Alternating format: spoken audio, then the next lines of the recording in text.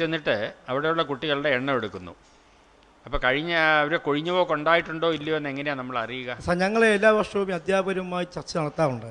വിദ്യാഭ്യാസ കാര്യങ്ങൾക്ക് എന്ത് കാര്യം ചെയ്യണമെന്ന് അറിയാൻ വേണ്ടി. 10 വർഷം മുൻപ് 1-ാം ക്ലാസ്സിൽ എത്ര പേര് ചേർന്നു എന്നുള്ളതിൻ്റെ കണക്ക് ശേഖരിച്ചോ? 10 വർഷം കണക്ക് ശേഖരിച്ചിട്ടില്ല. അത് ശേഖരിച്ചാൽ മാത്രമല്ലേ 10 വർഷം മുൻപ് 1-ാം ക്ലാസ്സിൽ എത്തിയവരിൽ എത്ര പേര് ഇപ്പോൾ 10-ാം ക്ലാസ്സിൽ എത്തി? ഇപ്പോഴത്തെ 7 ഹൈസ്കൂളുകളുമായി ബന്ധപ്പെട്ടപ്പോഴാണ് അത്തരം പഠനം നടത്തണം. എന്നാൽ മാത്രമേ കൊഴിഞ്ഞുപോക്ക് അറിയാൻ പറ്റുള്ളൂ. ഈ പഞ്ചായത്തിന് ഒത്തിരി സാധ്യതകളുള്ള ഒരു പഞ്ചായത്തായിട്ടാണ്. വേസ്റ്റ് വെച്ച് തന്നെ വേസ്റ്റ് അത് വെൽത്താക്കാനായിട്ട് ധാരാളം സാധ്യതകളുണ്ട്. അതിൽ കുടുംബശ്രീക്ക് നല്ലൊരു റോളുണ്ട്. ഈ സീസണിലാണെങ്കിലും ഞാനിവിടെ ഇരുന്ന് തന്നെ ധാരാളം സാധ്യതകൾ കാണുന്നു. കാരണം കുറേ സ്റ്റാൾ ഉണ്ടാക്കിയാൽ തന്നെ നിങ്ങൾ അവിടെ ഉണ്ടാക്കാവുന്ന സാധനങ്ങൾ വിൽക്കാനും, അതുപോലെ ഈ വരുന്ന ആൾക്കാർ പല സ്ഥലത്തുനിന്ന് വരുന്ന ആൾക്കാർക്ക് പല ഭക്ഷണ രീതികളാണ്.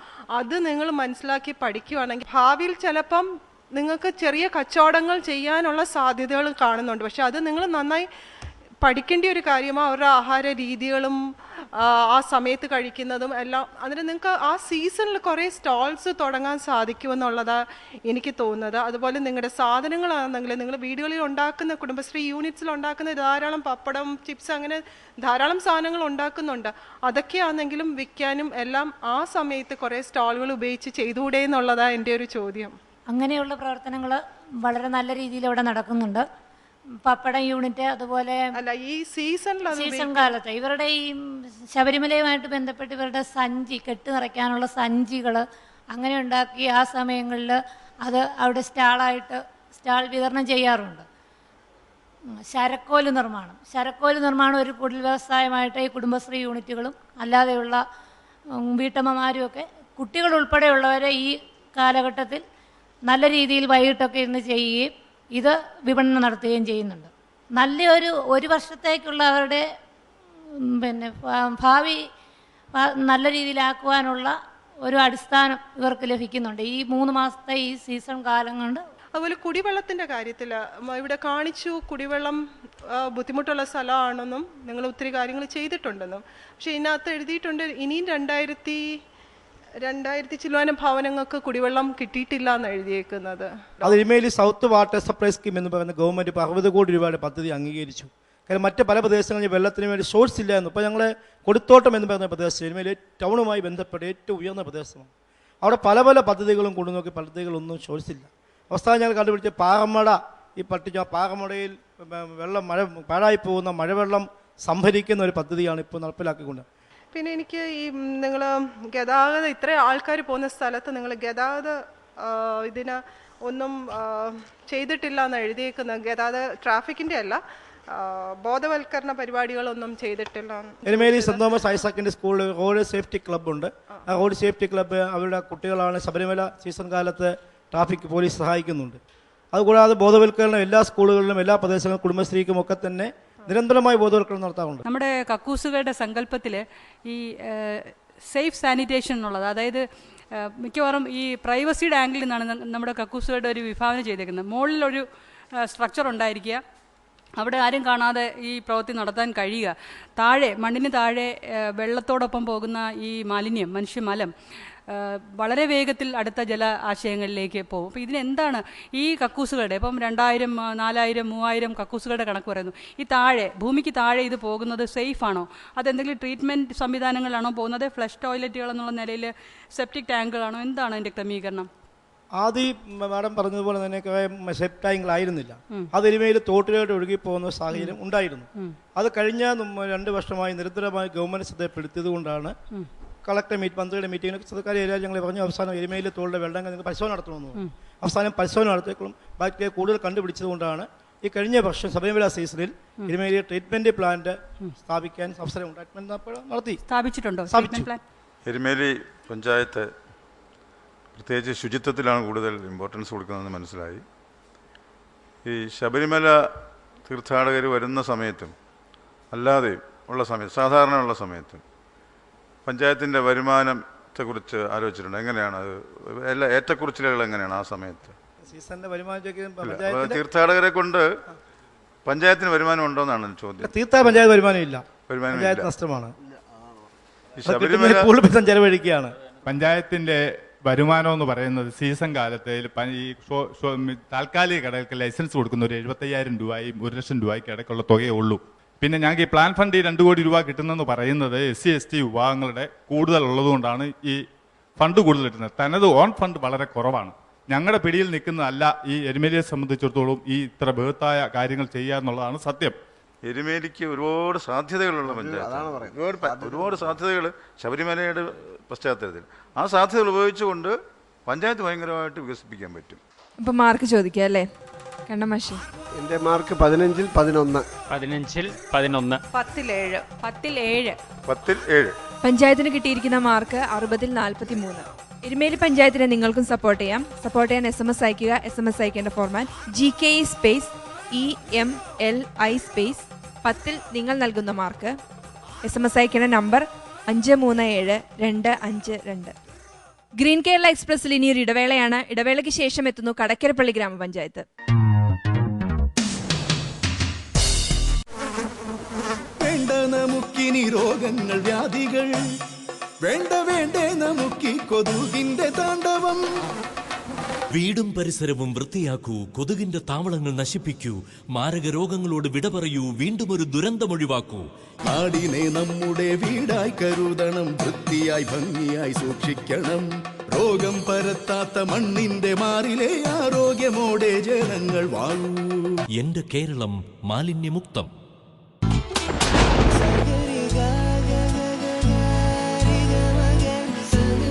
മഴക്കാലം ഇങ്ങെത്തി, ഒപ്പം മഹാരോഗങ്ങളും. ഇതിന് പരിഹാരമാർഗം ഒന്നേ ഉള്ളൂ. ഓരോരുത്തരും അവരവരുടെ വീടുകൾ ശുദ്ധമായി സൂക്ഷിക്കുക. കൊതുക്, ഈച്ച തുടങ്ങിയ രോഗവാഹകരായ ജീവികൾ പെരുകുന്ന സാഹചര്യം ഒഴിവാക്കുക. മാലിന്യങ്ങൾ നീക്കം ചെയ്യാൻ ആരോഗ്യ പ്രവർത്തകരുമായി സഹകരിക്കുക. അത് മഹത്തായ പൗരധർമ്മമാണ്. വീടും പരിസരവും വൃത്തിയാക്കാം, പകർച്ചവ്യാധികൾ ഒഴിവാക്കാം. പച്ചക്കറി മലയാളിയുടെ ഭക്ഷണ രീതിയിൽ അവിഭാജ്യമായ ഘടകമാണ്. എന്നാൽ പലപ്പോഴും നമുക്ക് ആവശ്യമായ പച്ചക്കറി ഉൽപ്പാദിപ്പിക്കാൻ നമുക്ക് കഴിയുന്നില്ല. പച്ചക്കറി ഉൽപ്പാദനത്തിൽ വലിയ തോട്ടങ്ങളെക്കാൾ അടുക്കള തോട്ടങ്ങളായിരിക്കും ഒരു പരിധിവരെ നമുക്ക് അനുയോജ്യം.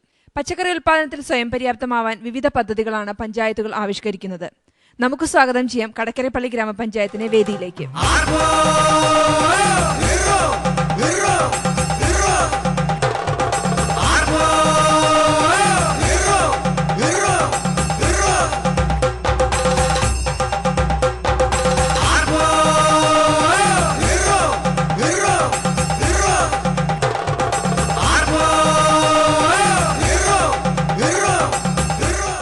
പഞ്ചായത്തിനെ പ്രതിനിധീകരിച്ച് ഇവിടെ എത്തിയിരിക്കുന്നു president Padmini D, member Jainama Sebastian, കൃഷി officer NG Vyasan, member Prafulla Chandran, member K Muralidas. Madam, എങ്ങനെയാണ് സ്വന്തം പഞ്ചായത്തിനെ ലോകത്തിന് പരിചയപ്പെടുത്തുന്നത്? ആലപ്പുഴ ജില്ലയിൽ ചേർത്തല താലൂക്കിൽ പട്ടണക്കാട് ബ്ലോക്കിൻ്റെ ഏറ്റവും ചെറിയൊരു പഞ്ചായത്താണ് കടക്കരപ്പള്ളി പഞ്ചായത്ത്. കടൽ കരവെച്ച പ്രദേശമായതിനാൽ കടക്കരപ്പള്ളി എന്ന് ആ ഗ്രാമത്തെ അറിയപ്പെടുന്നത്. ലോകം മുഴുവൻ അറിയപ്പെടുന്ന ഹോർത്തൂസ് മലബാറിക്യൂസ് എന്ന പ്രസിദ്ധ ഗ്രന്ഥത്തിൻ്റെ രചയിതാവായ ഇട്ടി അച്യുതൻ വൈദ്യൻ്റെ ജന്മനാടാണ് കടക്കരപ്പള്ളി ഗ്രാമപ്രദേശം. ആലപ്പുഴ ജില്ലയിൽ കടകരപ്പള്ളി, കടൽ, കര, പള്ളി എന്നിവ ചേർന്ന് കടകരപ്പള്ളിയായി എന്ന് പറയപ്പെടുന്നു. വാഗ്ഭടൻ അഷ്ടാംഗഹൃദയം എഴുതിയത് കടകരപ്പള്ളിയിൽ വെച്ചാണെന്ന് ഒരു വാദഗതിയുണ്ട്. ഡച്ചുകാർ തയ്യാറാക്കിയ ഹോർത്തൂസ് മലബാറിക്കസ് എന്ന ഗ്രന്ഥത്തിന്റെ കർത്താക്കളിൽ പ്രധാനി കടകരപ്പള്ളിയിൽ കൊല്ലാട്ട് ഇട്ടി അച്യുതൻ എന്നൊരു ആയുർവേദ പണ്ഡിതനായിരുന്നു. അദ്ദേഹത്തിന്റെ സ്മരണയ്ക്ക് പണ്ട് നിർമ്മിച്ചതാണ് ഈ സ്മാരകം. ഈ കാണുന്ന കളത്തിനടിയിൽ 1200 വർഷം പഴക്കമുള്ള ഒരു പായ്ക്കപ്പൽ കണ്ടെത്തിയിട്ടുണ്ട്. ഈ പ്രദേശത്തെ കർഷക തൊഴിലാളികളായിരുന്നു ഈ പായ്ക്കപ്പലിന്റെ അവശിഷ്ടങ്ങൾ കണ്ടെത്തിയത്. കൂടുതൽ ഗവേഷണത്തിനായി ഈ സ്ഥലം ഇപ്പോൾ സർക്കാർ ഏറ്റെടുത്തിട്ടുണ്ട്. കിഴക്ക് നിന്ന് പടിഞ്ഞാറോട്ടൊഴുകിയിരുന്ന നദികളും സമുദ്രവും ചേർന്ന് നൂറ്റാണ്ടുകൾ പ്രവർത്തിച്ച് രൂപം കൊണ്ടതാണ് കരപ്പുറമെന്ന് ഭൂമിശാസ്ത്ര പഠനങ്ങൾ തെളിയിക്കുന്നു. കടകരപ്പള്ളി എന്ന ഈ ഗ്രാമവും കരപ്പുറത്തിന്റെ ഭാഗമാണ്. എന്തൊക്കെ സുസ്ഥിര വികസന പദ്ധതികളാണ് ഇവിടെ നടപ്പാക്കുന്നത്? വികസന പ്രവർത്തനങ്ങൾ നമ്മൾ കാഴ്ചവെക്കുന്നത് തൊഴിലുറപ്പിലൂടെ കുടുംബശ്രീ വനിതകളെ ഉപയോഗിച്ചുകൊണ്ട് ഒത്തിരി പച്ചക്കറി കൃഷി ചെയ്യുവാൻ നമുക്ക് കഴിഞ്ഞു. 55 വനിതാ ഹരിത സ്വയം സഹായ സംഘങ്ങളിലൂടെ 300 ഏക്കർ സ്ഥലത്തെ പച്ചക്കറി കൃഷിയും കിഴങ്ങ് വർഗ്ഗങ്ങളും കൃഷി ചെയ്യുവാൻ കഴിഞ്ഞു. അതിലൂടെ 1855 വനിതകൾക്ക് തൊഴിൽ സംരംഭങ്ങൾ ലഭിക്കുകയുണ്ടായി. അതുകൊണ്ട് തന്നെ നമ്മുടെ തൊഴിലുറപ്പ് മേഖലയിലും കുടുംബശ്രീയുടെ പ്രവർത്തനത്തിലും കൂടുതൽ പ്രവർത്തനങ്ങൾ കാഴ്ചവെക്കാൻ കഴിഞ്ഞൊരു പഞ്ചായത്താണ്.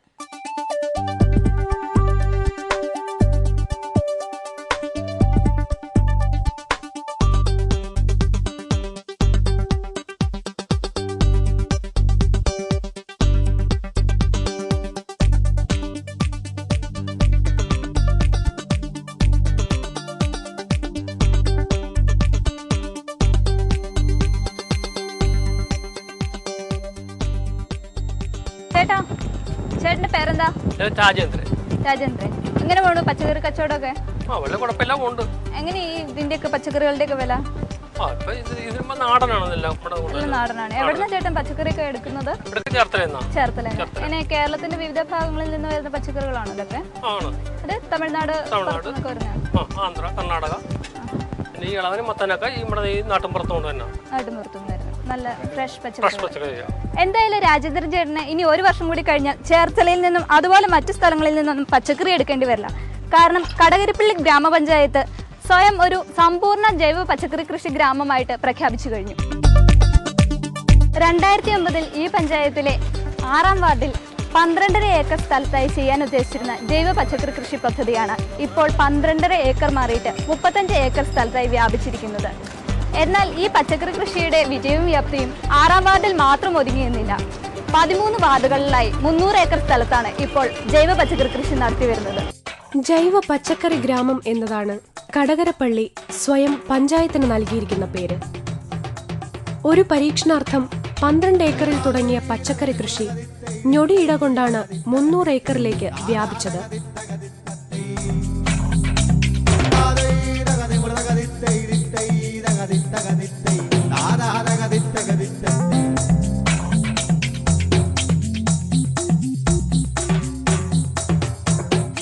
പത്ത് വർഷമായി കാടുപിടിച്ചു കിടന്ന ഈ പഞ്ചായത്തിലെ 6ാം വാർഡിലെ 35 ഏക്കറിൽ നിന്നാണ് ജൈവ പച്ചക്കറി കൃഷിയുടെ തുടക്കം.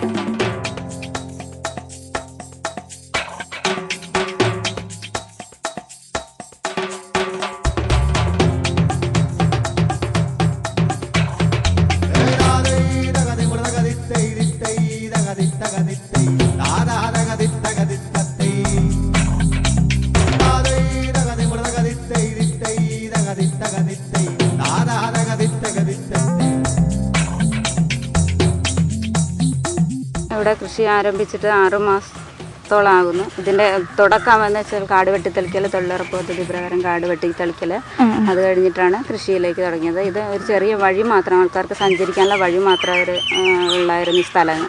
ബാക്കിയൊക്കെ കാട് പിടിച്ച് കിടന്നിരുന്ന സ്ഥലങ്ങളാണ്. അത് 6 മാസത്തോളമായി ഞങ്ങളിതിൻ്റെ തുടർച്ചയായിട്ട് ഇതിൻ്റെ ഓരോരോ പണികളിലാണ്.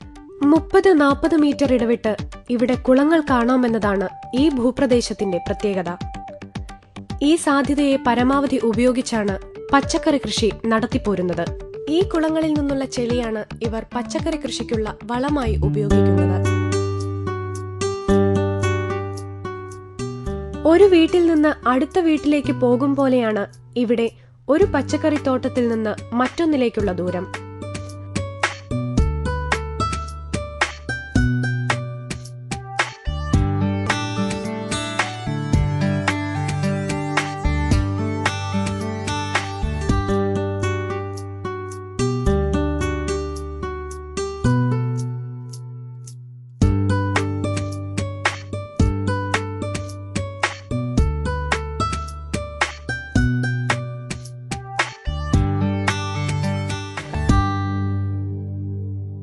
വാർഡിൽ മാത്രം 11 യൂണിറ്റുകൾ പച്ചക്കറി കൃഷി നടത്തുന്നു.